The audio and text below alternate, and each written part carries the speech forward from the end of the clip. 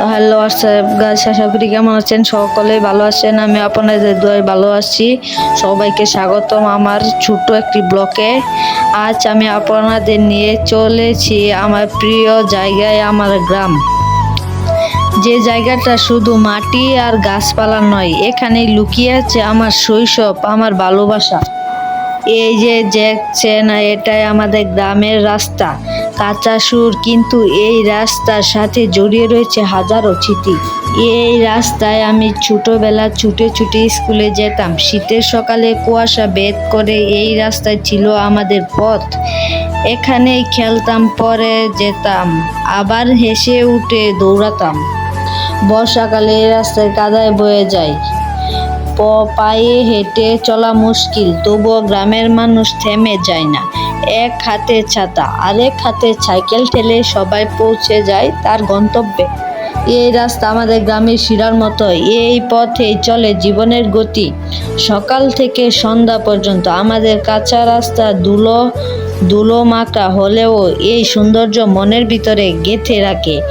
এই রাস্তা শুধু একটা পথ নয়, এটা আমাদের জীবনের অংশ।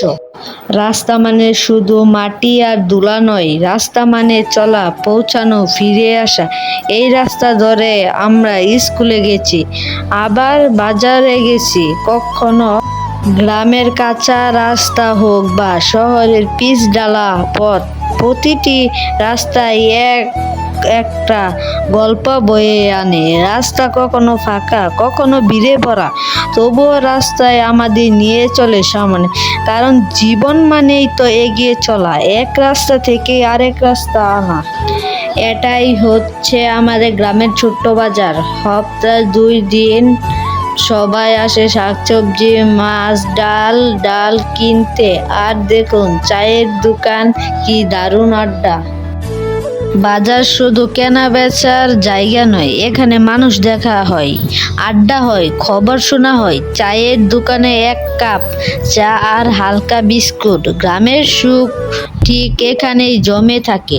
আমাদের ছোট্ট বাজার ছোট হলেও প্রাণে ভরা, মাটির গন্ধে মাখা। সামনে হচ্ছে আমাদের গ্রাম। এই যে দেখছেন, এটা আমাদের গ্রামের মাঠ। এখানে আমরা সকলে বিকেলে ফুটবল খেলি আইসা। এবং ভিডিওটা ভালো লাগলে লাইক, কমেন্ট, শেয়ার করুন।